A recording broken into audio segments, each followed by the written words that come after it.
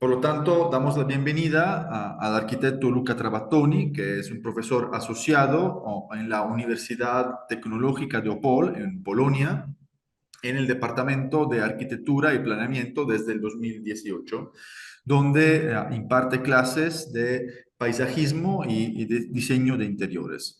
También es profesor a contrato del Politécnico de Milán, en su sede de la Universidad de Pavía y la Facultad de Ingeniería y Arquitectura de la Nueva, la New Academy of Fine Arts en Milán.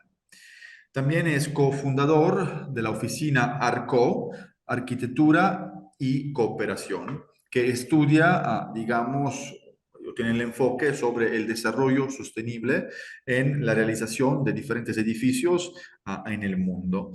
Ha fundado también el Camp Design and Architecture, donde se desarrolla el tema del paisajismo. Arquitecto, es un gusto que haya aceptado mi invitación a estar aquí, para estar aquí con nosotros, que viene a raíz pues, de haber leído, ¿no? Y estudiado este libro que creo que es muy interesante sobre el habitar incerto. Por lo tanto, arquitecto, le cedo la palabra y cedo la parola affinché possa realizzare la sua lezione magistrale. Muchas gracias. Muchas gracias para su invitación. Lo siento no poder hablar en español toda la conferencia, pero mi español no es tan bueno, así que voy a empezar así, pero voy a hablar en inglés. Espero que no sea un problema. No, no lo es. Lo siento no verle porque así sigue siendo misterioso, pero bueno, ya tenemos otra oportunidad. So, tengo que compartir el vídeo. Sí, por favor. Grazie. ¿De la presentación? Sí. Sí, perfetto. Perfecto. So thank you very much for this invitation to hold these conferences. Well, today we'll talk about high density residence, the housing blocks, declining the theme of collective spaces. The work I'm showing you is the outcome of the research that began with my doctoral studies, linked to the theme of living and residential dwelling, but today had taken somehow a different direction. But well, at the basis of the research is an important recognition that I think is still very actual, but is the inadequacy of the form of contemporary living compared to the characteristic of the contemporary society. About this point, there's a brief note that I think is necessary. Today we live, and when I talk about contemporary society, I make this reference. Today we live in what Zygmunt Bauman has defined a liquid society. And this liquidity determines a sort of sense of uncertainty, that pervades all the aspects of life, generating a profound sequence of social problems. First of all, these problems are related to social relationship that collapse what one can call, the sense of community. So I don't want to dwell too much on this very interesting question, but if we keep and consider all the work of Richard Sennett, for example, or Saskia Sasken, for example, or Guido Martinotti also, what is clear is that this change in the society has brought to the definition of new social figures. And these new social figures require new living spatialities. It is in the search of these new spatialities that the contribution of this research begins. Here you can see two examples that, in my opinion, really represent a perfect beginning of this communication. On one side, you have Michael Rankovitz, the parasite. I don't know if you know this project. It's a living pod defined for people that can use, the eating system. So a living pod defined just on the person.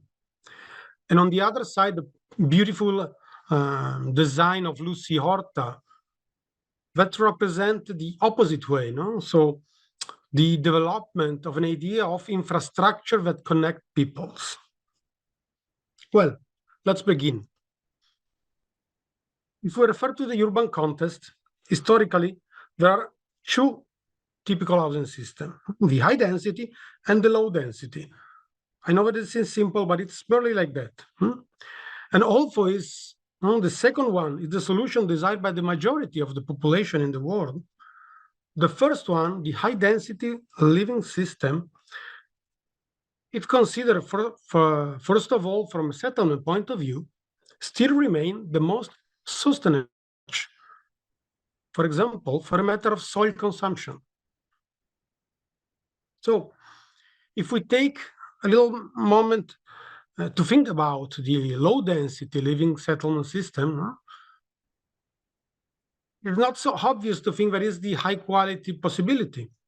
For example, if we take the Mike Davis beautiful books about Los Angeles, he explained perfectly how the development of this model is generating a sort of, residential slum, but is not related to high quality of living.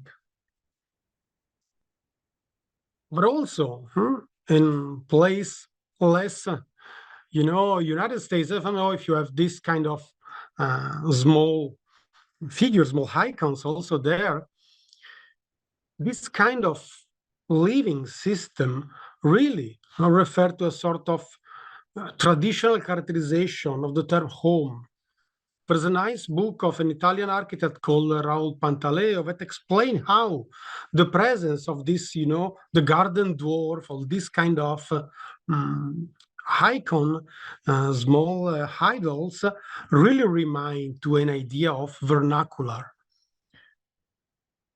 Sort of vernacular dimension that somehow bring with himself an idea of quality.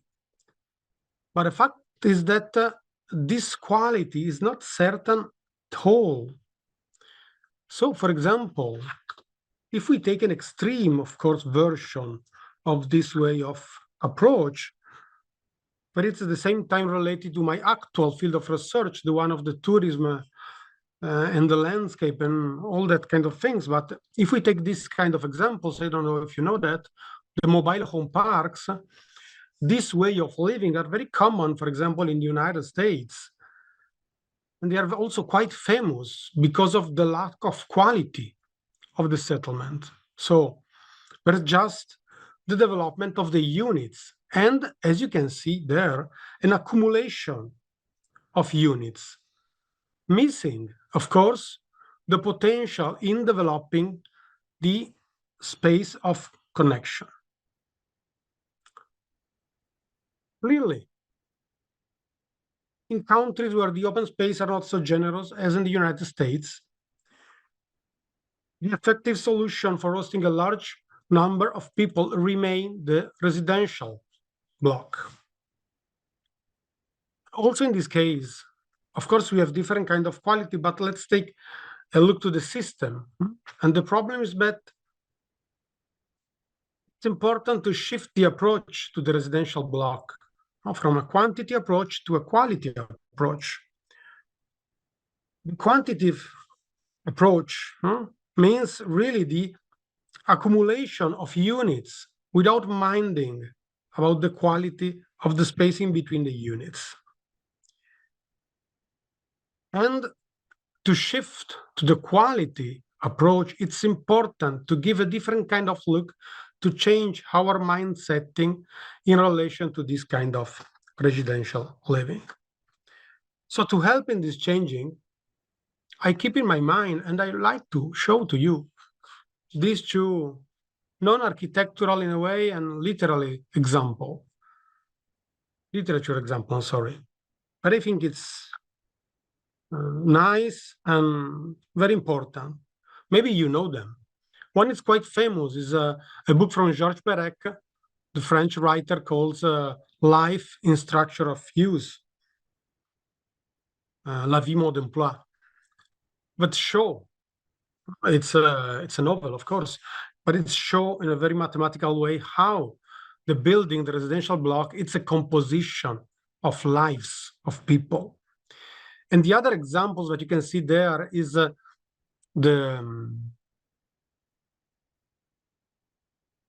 Chris Ware graphic novel called Building Stories. Both these artistical works show how it's important to think about the residential block not as an accumulation of spaces, but as a sum of stories of people that move, that can connect to each other, that can create relations.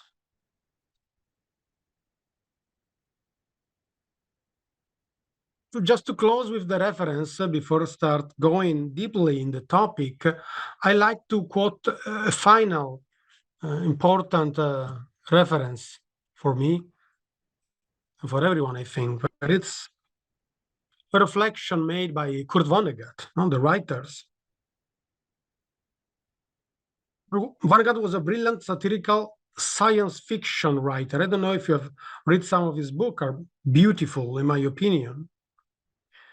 And one of the favorite topic that he always try in a way to catch in all the novel and also in his writings is about the topic of extended family, the topic of the clan in a way, or generally a group and due to social relationship.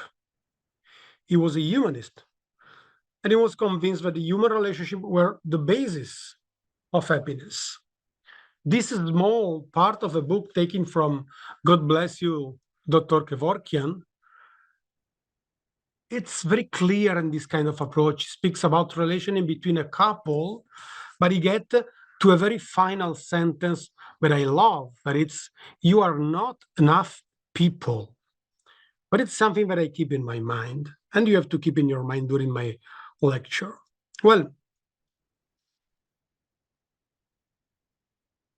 to answer with the Vonnegut's optimism, in a way, to the Bauman's dramatical analysis from an architectural point of view, because finally, this is what we are, we need to find a different living dimension. In a way, try to overcome the traditional division in between private and public. And the proposal is that this dimension could be found in the collective. Well, what is the collective? Why I don't use the word common? If you study a bit of urban sociology, and if you are lucky, and it happens to have some, urban sociologist friends, you will get a mantra that say that architects cannot build communities. And I think it's very true. Building a community is a very complex process. I mean, when we talk about a community, we talk about a deep system of relationship. I prefer the term collective. The term collective is very well used by Marcus Steinbeck, but it's a philosopher. He said that a collective is a community without a community. It's a relational group that do not require emotional condition, but only opportunities. If you think about the actual use of the living dwelling situation of the apartment, at least I can bring you the experience of the Europe situation. We are losing the habits to, for example, buy an apartment. But what is common, most of all in the young generation, is to move a lot, to change the place of living. And so that idea of community can be very hard. But the idea of collective became very serious, because to be a collective, sometimes it's the same place. So the answer of this communication, the answer that I search in the book that you can read, is exactly about this collective. So what is the place for this kind of collective? of course, inside the residential, high residential living dwelling, because there you have the number of people that really needs to match. Of course, there are some historical precedents that I'd like to show you, but we don't have so much time. So I prefer to focus on some contemporary project and just show you briefly some historical precedents. For one reason, I mean, here you can see some spot, some shot of some projects now from the Tulu of the Chinese Fujian region, or the constructivism Narconfin buildings. You can recognize probably the Le Corbusier building or the Hofe in Vienna, and also the Utopian building of Fourier. All these buildings find and propose a solution in some very interesting way. They're very nice to develop that projects, starting from the very historical one. I think that the Tolu one, the Chinese, is the oldest one, but getting to some experimental project of the 60s and 70s, there you can see the famous Robin Hood Garden by the Smithson that has been demolished not so far ago. And also another amazing building where it's in Italy, it's called Il Corviale, where it's a residential building in Rome that is long 1 kilometer. All these examples have this kind of collective spaces, this kind of spaces that are not exactly residential and not exactly outside the residential, where in general people can meet, can do something or not. It depends. I mean, in the Tulu, this has been most of the time a huge kitchen, for example, a laundry, sometimes a place for like a kindergarten, something like that. In the Hofe also, this is a very complex a mixture of function. But if you take, for example, the Narconfin, where it's one of the most famous communist buildings, where the idea of the architecture was to build the space for the society. Well, there, these collective spaces are just empty space. So if you take the book, you can go deeply inside this project. Now, I just give you this overview about them, just to show you my starting point, taking some main examples and try to understand which are the potential of this kind of development. In this main reflection, this first part of the research has brought me to make a first, let's say, categorization, some role that the collective space had inside the relation between building and city, so private and public. So the collective space is something inside the building, something exactly in the middle, something as a hinge, something clearly as a property of it, but also something as a meeting place. Well, here you can see clearly the green part is the collective space, and the gray one, all the other parts. This first view about historical examples brought me to make a sort of clear division, forcefully clear in a way, but try to understand what could be the starting point. Try to divide in that sense some collective space that we can call pure. I don't love this term, but it's clear. Those spaces that are uniquely linked to the residential block, and some other spaces that are hybrid. So this space's function or position is an intermediary between the residential block and the public space. Of course, this categorization is not satisfying at all, because it do not show us what is very important. So what could become some design strategy to approach the collective spaces? So For finding these strategies, I analyzed some case studies. Of course, making again a very small premise, because when we talk about a multifamily building, a residential block, as you can call it, it's important to remind that there are several ways to approaching it. And this several way, of course, they can be overlap. They are not, alternative one to the other. So we have to keep in our mind this different field of research that still remain important in a multifamily building. The one about the typologies, the one about the role of the connection. And at the side of these two elements that are the common part of a residential building, so housing unit, system of connection, we can add the collective spaces. Just to be clear, but I know that it's clear for everyone, when I talk about typology, I talk about the typology of the apartment.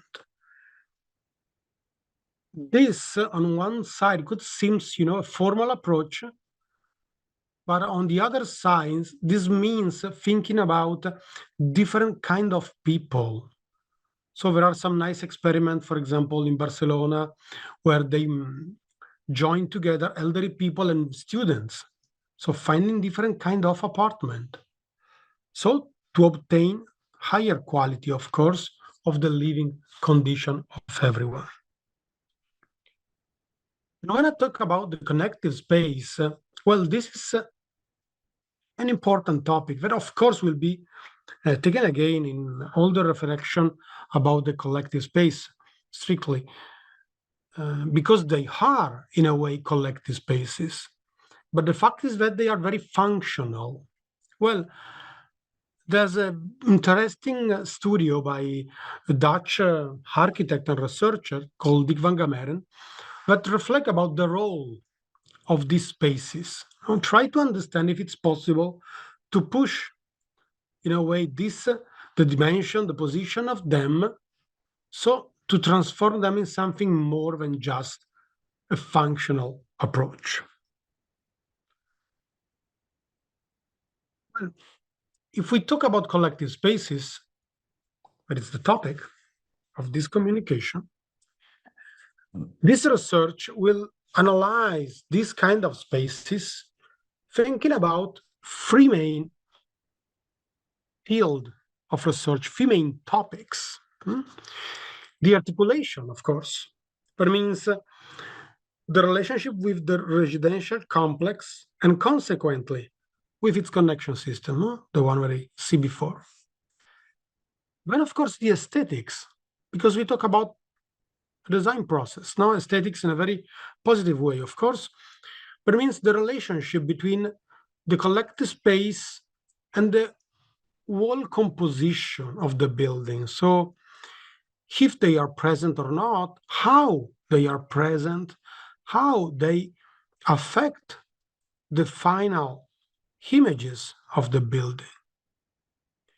And finally, there is an analysis about the function. Try to understand if it's possible, well, try to understand which could be the function guessed in this kind of spaces. So let's start with some project. First of all, I will show you a couple of very big projects, some residential neighborhood developed following this idea of the collective spaces, and then some isolated project. I've tried to, to stay exactly in the time you ask me. So I cut some other project. I do not show you all the project of the research, of course. So we can decide, ongoing, if we have more time to show some other project if we need, or if you see that I'm running out of time, well, I will run faster. Andiamo bene? The first project is the Shinonome Canal Court in Tokyo. This is an experimental housing neighborhood develop on the idea of changing the way of living in Tokyo, where it's very high density living cities. As you can see, they realize something like 7-8 blocks of residential dwellings made by different architects, of course. There's a main, very interesting concept that is related to the connection to the neighbor, to the urban place, that recalled in a way to the linked hybrid of Stephen Hall. So having this vertical division, so having a sort of public city where it's a private part of a public city at the ground level of the residential block, and having a more public space on another level that you can catch in this picture. But we will focus on the buildings, because the buildings by themselves really represent some nice experimentation in this sense. So the first one that I want to show you are the Kodan houses by the Rikani Yamamoto. All the time you will get this very small diagram that show the relation in percentage in between the surface, not the volume, just the surface of the collective space in relation to the residential space, just to have an order of the dimension. Well, if we look at the articulation of this collective space, here we will see that the collective space is developed sequentially along the distribution system. It is disconnected from the public space and represents an isolated system. Aesthetically, this collective space appears as a void in the articulated and compositional mesh of the facade. As a function, this is quite interesting because Yamamoto developed what in Japan is called Soho apartment. There are this kind of apartment thought for the people who work at home. And so the collective space are thought as a workspace and as an extension of the domestical space. So this is the facade. Here you can get this aesthetical approach that I was telling you. So you see the repetition of the element, but they're clearly recognizable. They have their own identity. They are void in a part, a sort of balcony, and they use color to show them up in the middle of the blocks. The plan are quite interesting. Here you see 2 floors, because all the apartments are developed in a duplex situation. So you have a main corridor, an overlapped corridor, and you have this gray part where it's also the emptiness that you can see there with the pillar in the middle, but it's a collective place. Well, if you take the picture, this became more clear. Also, the apartment along the collective space has this wide opening system. So this door, these transparent windows can slide and open completely, so that this apartment can somehow take property temporarily about the space in front of it. And here again, a picture using the light, the artificial light that reinforce this idea. So you have the repetition. The idea of the composition is very clear. It's a grid. And the collective space somehow represent a sort of important part of this composition. And it's clearly visible. Let's see just one other example of this block. The Shinonome apartment has been designed and realized by ADH and a workstation a couple of years later, but same project, so just a matter of timing. Here, the things are similar, but at the same time, a little bit different. Well, the collective space, in a matter of articulation, as an extension of the distribution system. You will see there in the section. So the void, that you can clearly see also in the small picture, is the coordination system of these spaces. The directionality of the spaces is opposite to that of the connective system. This building has a corridor in the middle, but it's a very unique corridor because it's a unique space that has the same height of the building. But it means that aesthetically, this collective space became unique. No? Presents itself as a unique variation in the regular composition of the facade, even having different dimension. So what is the function? What are the function? Of course, there's a sort of panoramic point as a collective, as a meeting place, but then there is a technical, very interesting function because this collective place allow to the use of the ventilation, the natural ventilation system. So here is again the facade. You can get clearly the presence of this emptiness, not like something that has been cut out from the facade and show something inside. And here again. But what is more interesting is the section. In this section, you can clearly appreciate the role of this element that became somehow a technical solution. No? This corridor that you see in the middle, it's the main distribution system. Of course, this could bring to a very unpleasant situation. So to have some apartment that has just one side with the openings. Generating this system of ventilation using this wide, big space, now this can really help in the quality of living system of the internal units. And of course, also giving a new quality to the whole building and a new identity to the new building. Let's change country and culture. And I want to show you another very important project about this topic, quite recent, the Unziker Areal in Zurich. Here the things are very different. So let me give a small premise. Most of the projects that I found, and somehow also most of the time that I thought and I speaks about this kind of topic, the immediate reference link is to what we call popular housing or social housing.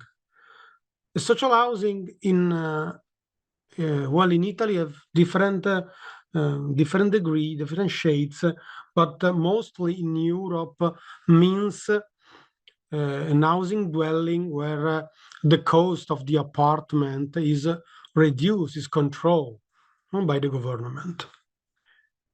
The example, for example, the Codan houses is exactly like that. The Unziker Areal is a little bit different, maybe because in Swiss they don't have that kind of problem, and also because they have a different kind of culture. So it is a cooperative housing dwelling. That means that the system, it's a little bit different. It's not a matter of money. The apartments are not cheaper than the other apartment of Zurich. It's a matter of became part of the cooperative, be an associate of the cooperative, and so can access to that apartment, and of course, but not buy, but just rent the apartment. No, it's not possible to have a sort of very private property because the property is shared. Well, this main concept brings in the Unziker Areal a very unique examples. I show you this not satisfying diagram because of the complexity, but just to introduce you the project, I think it could be clear. The idea of the collective space is developed barely everywhere. in this area. Barely each block has something that is collective, because collective means a space that the people of the cooperative can use in different way. So there are some completely empty space that, for example, has been transformed in a cycling workshop. Some empty space that have been transformed in a dance and yoga studio. And then there are some other more specific place, like a gym, like place for kids, for example. In a matter of articulation, the place of the collective spaces change a lot in relation to the building, because there is an important thing that you have to know about this complex. The idea of this cooperative is that you can associate to it, even when you are young, when you can, and stay there all your life, and you can change apartment inside the cooperative, so changing the block. And for this reason, different block develop different typologies of apartment. Some student apartment, young people, young family, elderly people, and so on. And so you can find different opportunity, different solution for yourself. Maybe this is also the reason why aesthetically, this collective space were almost never shown.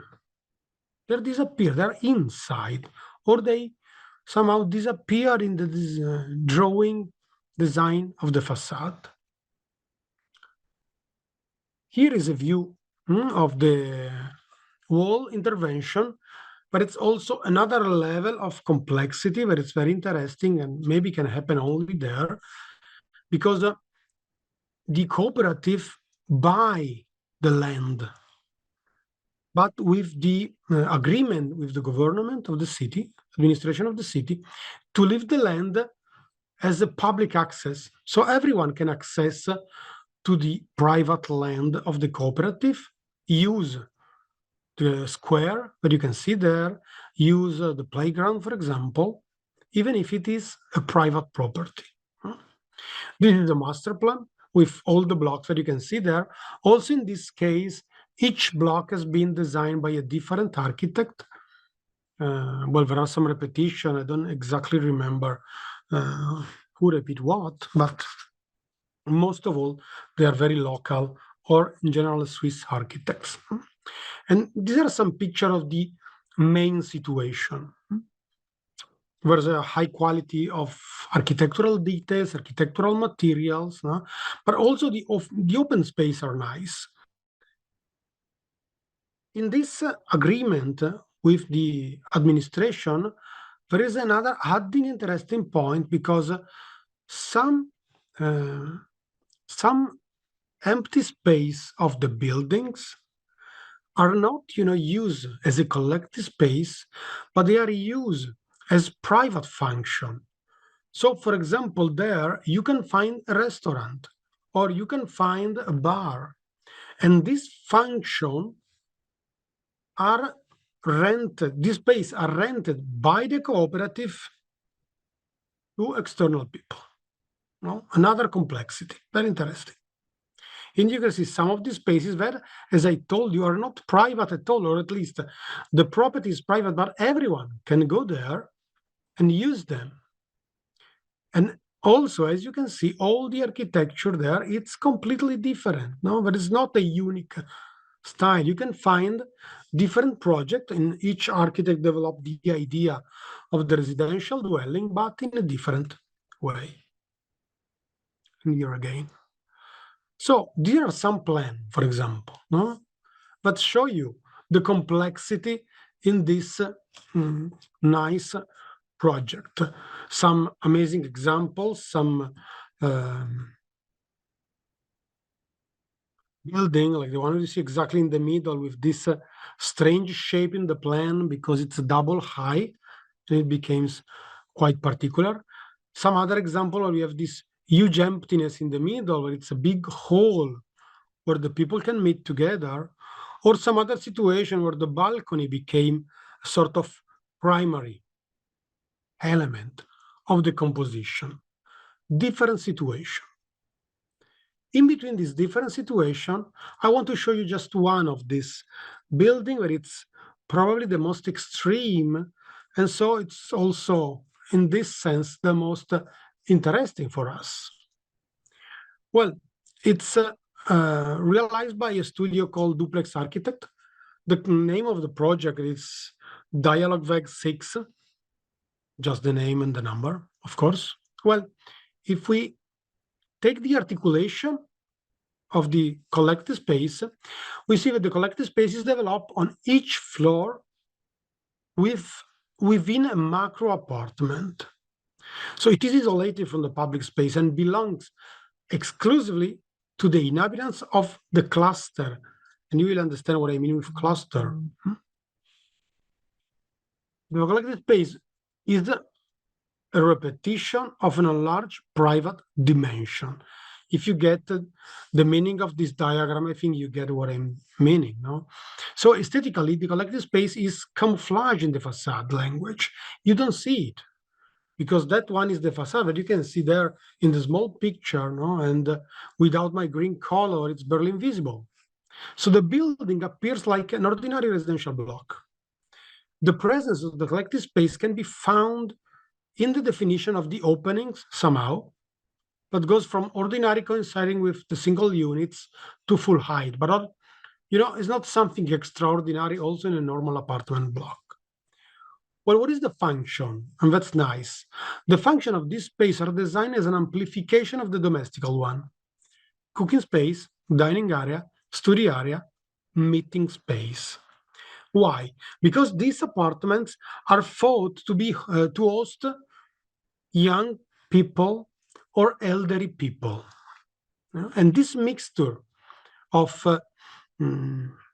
person generates a different needs of function. So let's see one plan, the example plan, one of the floors, sorry. Here you can easily get what I was talking about. What you can see inside the black lines are the small apartment, barely independent, with a small toilet, a room, and a small kitchenette. Each apartment, it's isolated by itself, but all the other needing places are outside of it, in a place where it's exactly in between the apartment, the blue one there. And here you can see some picture. There is the main entrance, because, I'm sorry, I go back just a little bit. As you can see here, this floor is divided in two, I call them cluster. Two cluster of apartment that share some collective space.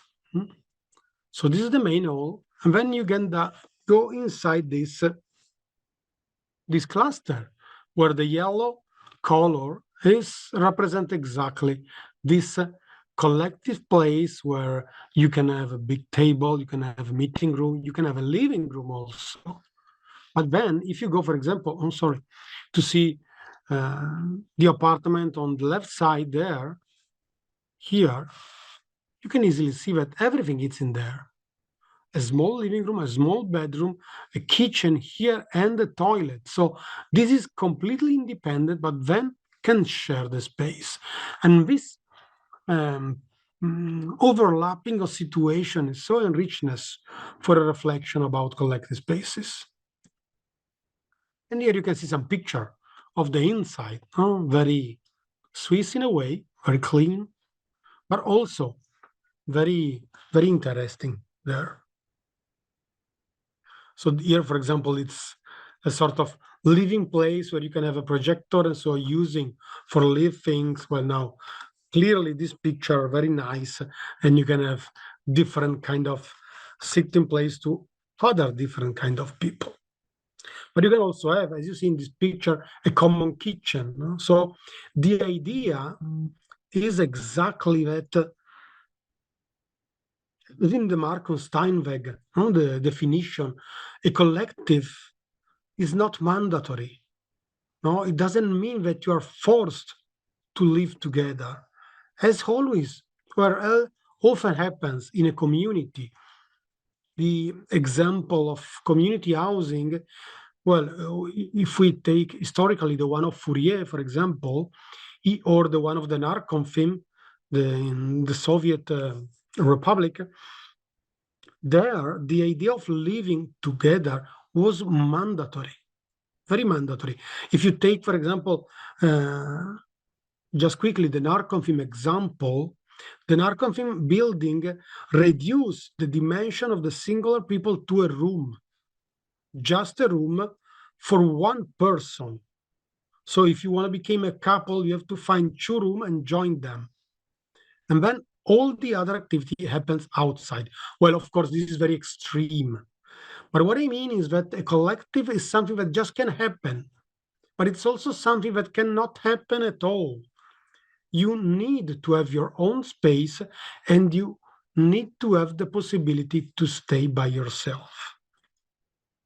So let's get out from this very main situation that are barely unique in my experience. And I like to show you, as we have still sometimes, another couple of interesting buildings that stress somehow this idea of collective space. One is this very funny named building in Austria called Google Moogle, but it's a sort of collective buildings where, as you can see, the collective space occupy the 53% of the entire building, because it develops also underground. It's full of function. Well, the articulation in this sense occupy the middle of the building. So all the collective space, stairs and elevator are in the middle of the collective space, as you can see in the section. And aesthetically also it's very clear in a sense, because if you take a picture or a view from above, it's very clear. But if you look at the building from outside, it's completely hidden. The function is full of. It comes from a swimming pool to a small theater to playground to meeting places. So here are some pictures. As you can see, the architect works with materials and color to reinforce this difference in between collective space and residential buildings. It's a multi-level apartment buildings. Some of them have also the terrace, some other not, just open on the space in the middle, and the space in the middle is completely closed, so it's not open at all. Here are some beautiful picture of the garden, the roof garden, but this is the picture of the collective space. So some apartment open here, and as you can see, this place is completely closed. It's a sort of huge winter garden, so we can also imagine a function related to, climatization of the building. From outside is like that. And the section explain very clearly, this development of the collective space, of course, coherently with the apartment, coherently of the building, because the building is on a slope near Linz, but then you can see everything there. And then another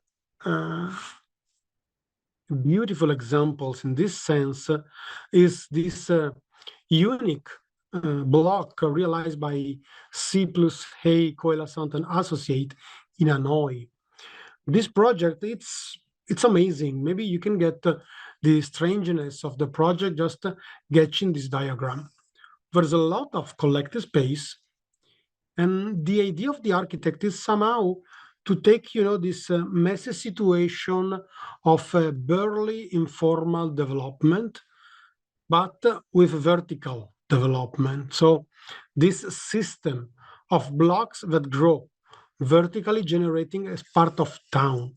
That's very interesting. So the collective space accompanies the organization of the living spaces. without ever projecting itself into a urban dimension, because it's sort of private urban dimension. So the collective dimension appears in this project as a complementary function to the residential one, developing along the entire distribution path and integrating private open spaces. These spaces acquire an intrinsic directional projected vertically toward the skies. This is very nice of this project, because by the outside, aesthetically, the collective space doesn't exist. It's a wall, like you see there. This green surface that I paint there, but it's not green, of course, in the reality is completely white, but it's the wall, and this wall closes part of the apartment, but also all the collective space. And this choice is very related to the local weather, because in Hanoi, it's a huge humidity and hot weather, of course. So this collective space that are completely open, so exactly the opposite of the Google Moogle example. This open space is completely shadowed, are perfect to improve the quality of that residential unit. So here are some other pictures that show the development of the apartment, the idea of the building in relation to the other part of the Hanoi. So you understand how, or at least why they arrived to that final solution. Of course, what is very interesting in looking at this project, at the side of the final results, but it's very interesting for me, very high quality, in my opinion. It's of course the section, and we will get to there. So it's a very narrow building. It's a unique building, even if it seems a small town. The two long sides are completely blinded, and then you have these interesting openings where all the apartments are closed with a bristle system, shadowing system, and when you see the emptiness are the entrance and the collective spaces. Of course, the collective spaces in this case, again, include the connective spaces. So here you see a model that shows the section and the interesting in this section. And these are the most interesting diagram, in my opinion, of this project. Very clear, they understand the use of the natural ventilation, the use, the answer, to the local weather in a matter of irradiation, in a matter of ventilation, to get this sort of private part of town. Here, sorry for the definition, but these are the two of the several plans, of course, where the gray part are the emptiness, so the collective space. Of course, these are a picture of the space that I'm talking about. And of course, when you talk about the space, it's not just about surface. It's a space. So it means the perception, the feeling of the space. So all this vertical developing had a huge quality to this sort of very complex and articulated courtyard inside this block. But it's a block of units, not just one house or two houses. And here again, you see some picture. The specific function barely doesn't exist, as you can see from this picture. So they are meeting point. There's a fountain, a sort of external sink, but nothing more than that. You can have, just take your time. But the influence in relation to the qualification of the apartment, it's, on this sense, very effective.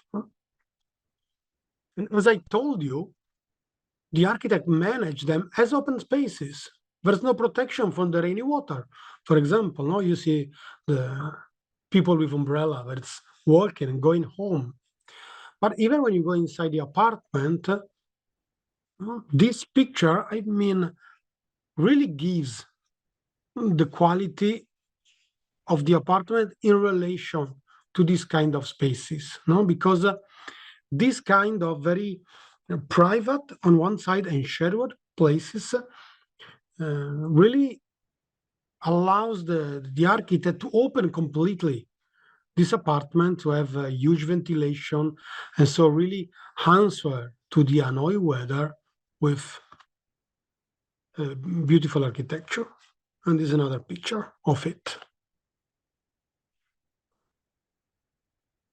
And here again, well, a picture from the entrance, you can see some people there just meeting, and then all the apartment completely closed on the long side. Well, as the time has run barely, as in my opinion, I just sum up that project and also some other project in a quicker way to get to the conclusion. No? I have analyzed several projects. Here you can see some of them in Copenhagen, in Madrid, in Innsbruck. Each time the role of the collective space change. Most of the time they are open space. Sometimes they double the connective space. Sometimes they are specific function. Of course, the percentage of this space change a lot. Also because one of the topic that I decided not to touch in my research is about the cost of these spaces. Because if the cost of the connective space, or the stairs, the corridor, the elevator is something that it's included in a business plan of an apartment building, well, if we start thinking about, a huge place, it became something that really must be accepted by the people who will buy the apartment. By the way, I think that this development really brings to a change in the mindset thing. Probably the most extreme examples, even if it's a little bit, complex to judge, are the Moriyama houses, no? Because they broke completely the idea of a multifamily house, realizing a system of block and connecting everything with an open space. It is a very extreme solution. So, at the end of this,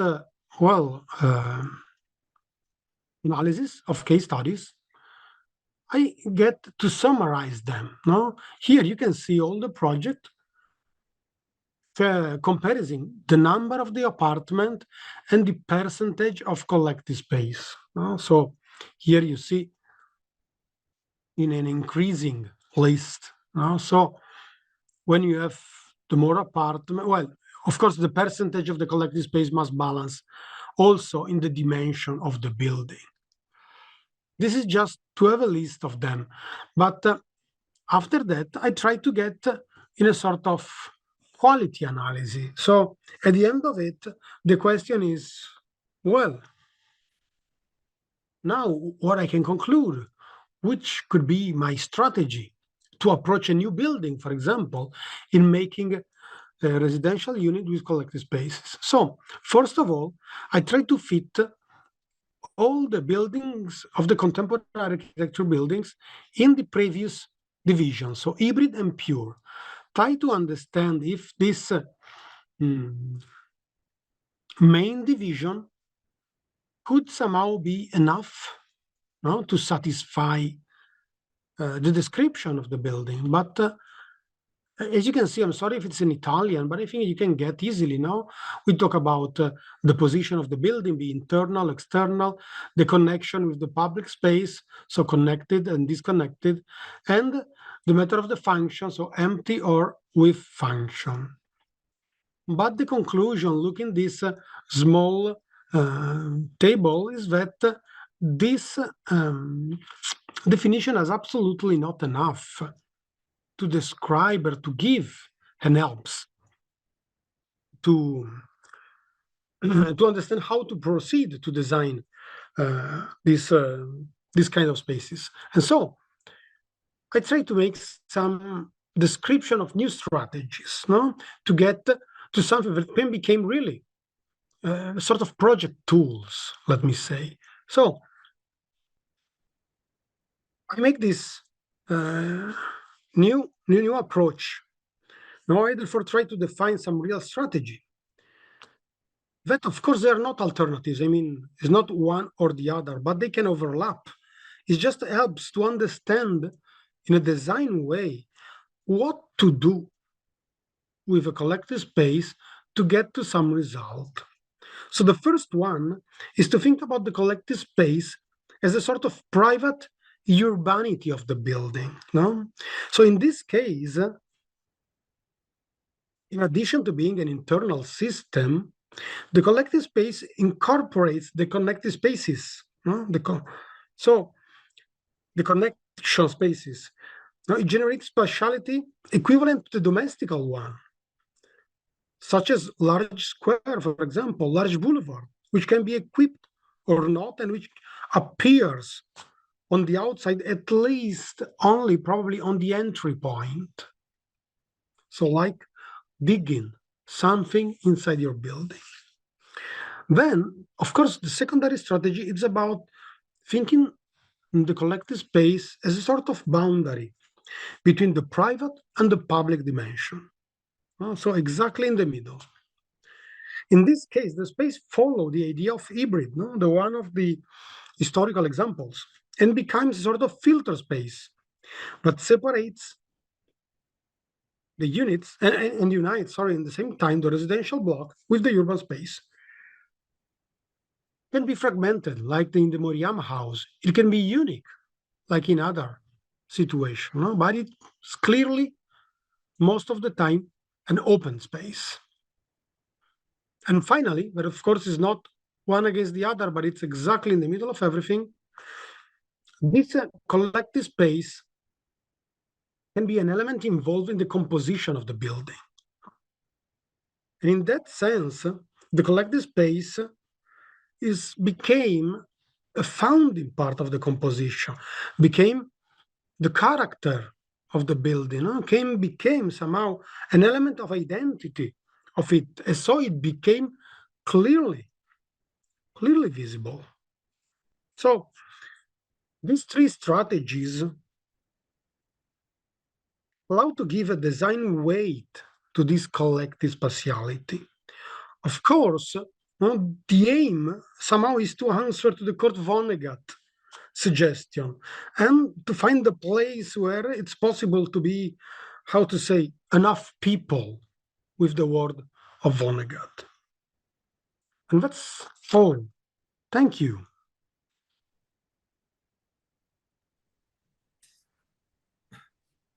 Profesore, mille grazie per la conferencia. Muchas gracias por la conferencia. Aquí voy a hablar en español, pero yo creo que nos vamos a entender. Por cierto, pues sí se pudo activar otra cámara. Entonces, ahora sí me va a ver. Ya no hay, Oh, encantado. ya no hay problemas.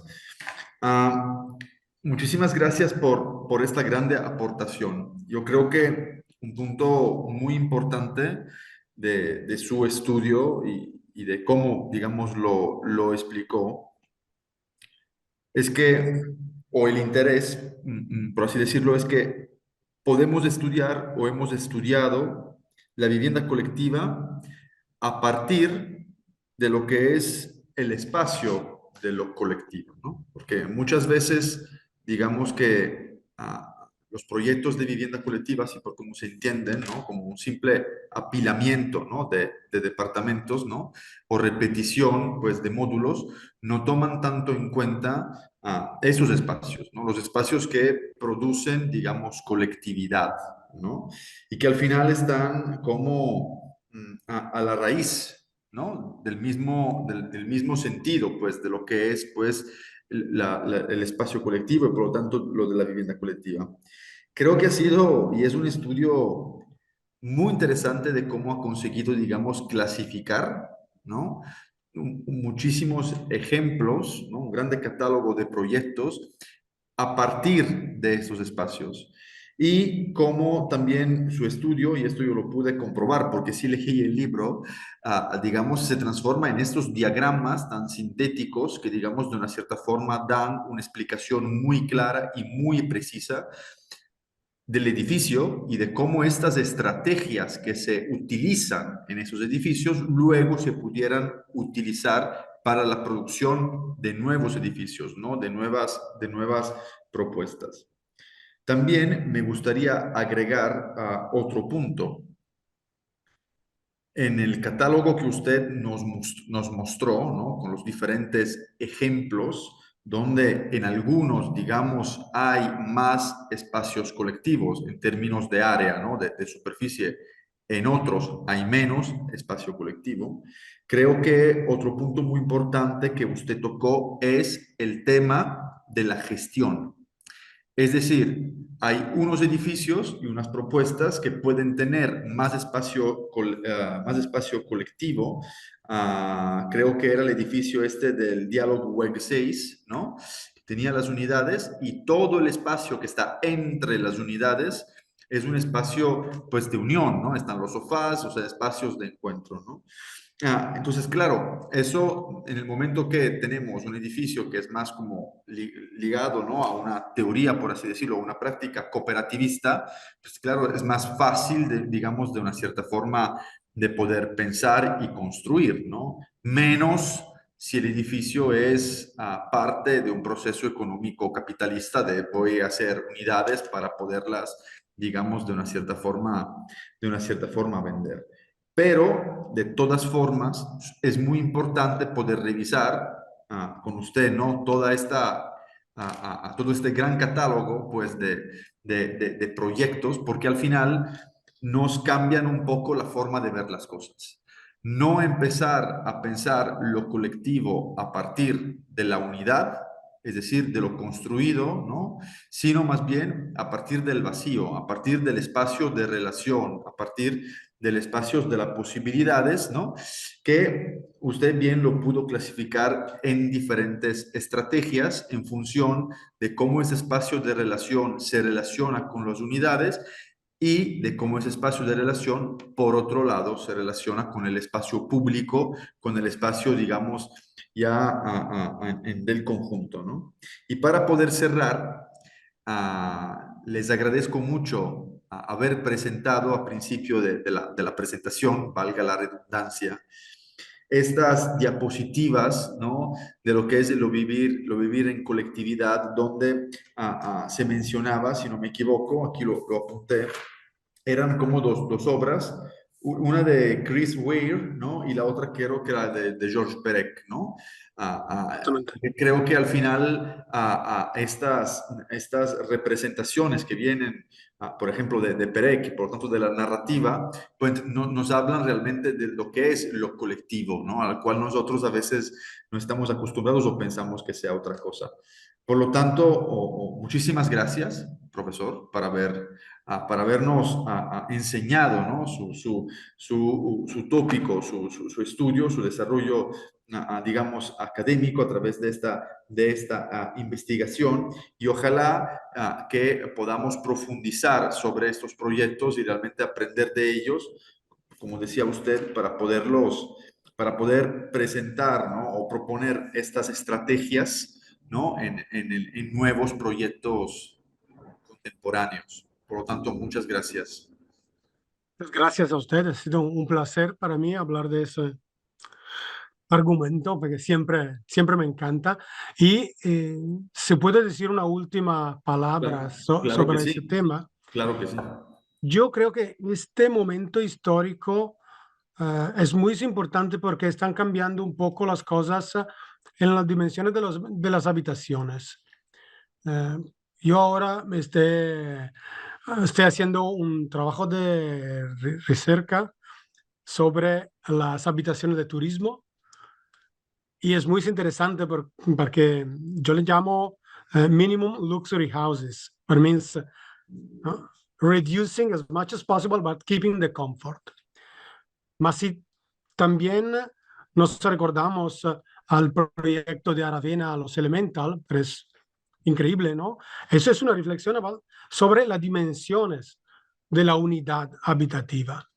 Así que si de verdad vamos a reducir las dimensiones habitativas, el espacio que estás entre las habitaciones, de verdad es súper importante, ¿no? Súper cualificante de lo que vas a pasar en un edificio. Para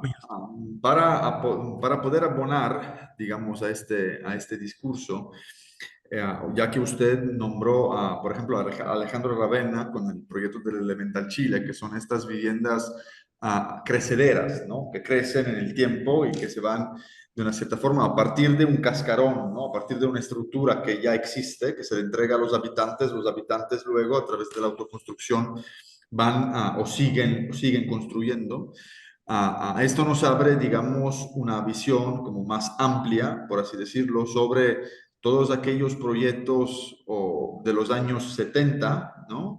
Cuando empieza esta cuestión de la vivienda como más, que tiene que responder a las necesidades reales, por lo tanto que tiene que ser a lo mejor que se pueda autoconstruir, etcétera. Hablamos de unas realidades claramente con economías mucho más débiles, por así decirlo. Recordamos unos ejemplos de unas unidades habitacionales, que son estos conjuntos como muy amplios. Hay uno aquí en la ciudad de Guadalajara, que es la famosa unidad Ricardo Flores Magón, que es el fruto, o digamos, de la intervención pues, del ayuntamiento de Guadalajara, de la municipalidad, que pide al arquitecto Alejandro Son, un arquitecto, un arquitecto de origen vienesa, que a los 5 años pues, se traslada aquí a México, pide el diseño de una unidad que se pueda construir a través de la autoconstrucción. Entonces las familias la tienen que construir, tienen que ser unas viviendas mínimas. Claramente los mínimos de los años 70 no son los mínimos de ahora, porque eran viviendas más grandes y llegaban en su máxima extensión a los 150 metros cuadrados.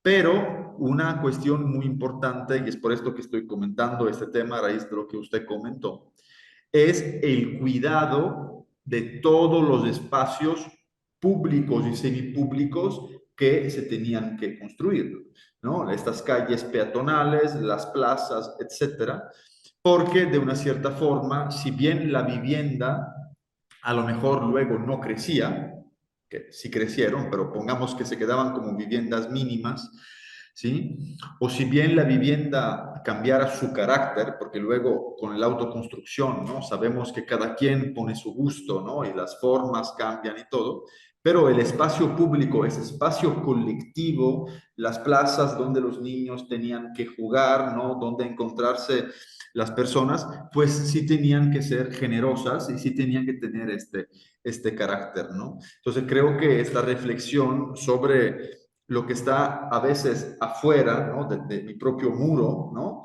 Es muy importante porque muchas veces no lo consideramos.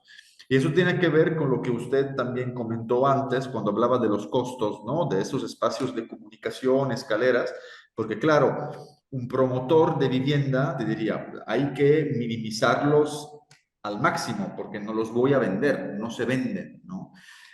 Creo que allí a lo mejor nosotros, a partir de estas investigaciones y luego también haciendo proyectos, sí deberíamos de intentar que cambie esta forma de ver las cosas, porque sí lo puedes vender, pero de otra forma. Es decir, al final es otra forma pues de poder vivir estos espacios. Tienes tu unidad totalmente privativa, que es, ¿no? El cubículo este con tu pequeña sala, tu pequeña habitación, pero por otro lado puedes tener un pro-indiviso, pues que es una cota, digamos, que tiene que ver con el vivir, digamos, en esta comunidad. Por lo tanto, la verdad, son temas como muy actuales, muy importantes, ¿no? Sobre todo porque todos esos espacios son los espacios donde nos relacionamos y construimos comunidad, posiblemente, ¿no? Por lo tanto, Obviamente. sí es interesante, pues, conocer los vecinos, quién vive, ¿no? A tu lado. Muchísimas gracias, profesor. Yo aquí daría la palabra si hay alguien que quiere intervenir o aportar algo, creo que es un muy buen momento.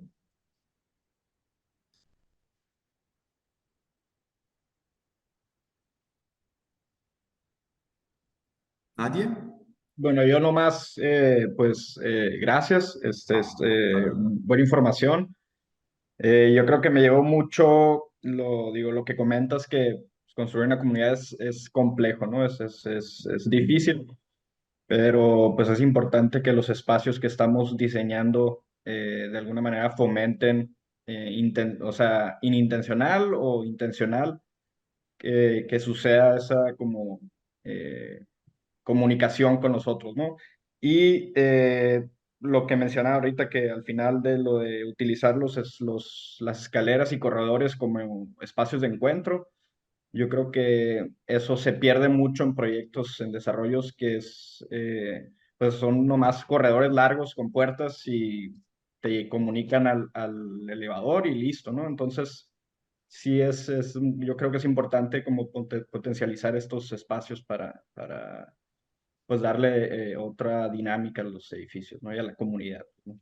Pero, ¿no? Y felicidades y pues gracias por compartir. Seguro, yo creo que esos espacios son, como decir, el principio, porque lo hay, porque tiene que haberlo, así que no puede que quitar la escalera o el elevador. Así que puede ser un buen principio y comprender cómo puede ser construido en una manera diferente. Y para la comunidad, seguro, yo, claro que contigo pienso que tenemos que envolver comunidad, pero también sé que no es fácil. Es un proceso muy largo y complejo. Así que yo creo que nuestro trabajo es de comprender cuál puede ser la cualidad de la arquitectura y hacer espacio que pueden, bueno, ser usado para comunidad y también para no comunidad, para símbolo. Por eso el tema de las funciones de esos espacios es muy importante, porque es claro que si un espacio colectivo es como una estancia, un espacio vacío, es más difícil en un lado, por ejemplo, de construirlo. Si empieza a transformarlo en algo que tiene su función, ¿por qué no?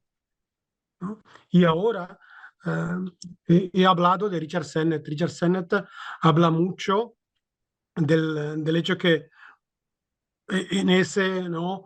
Grande problema de tristeza, una de las respuestas de las personas es de buscar actividades diferentes del trabajo oficial, ¿no? Algo de hacer después del trabajo. Alguien lo llama el garage de Steve Jobs, ¿sabe? Bueno, ¿por qué no? Eso puede ser pensar espacios que son oficinas, ¿no? Oficinas metafóricamente, donde se puede ir, son espacios muy baratos, porque en oficinas puede ser que es fría, por ejemplo, pero la puede utilizar y tienes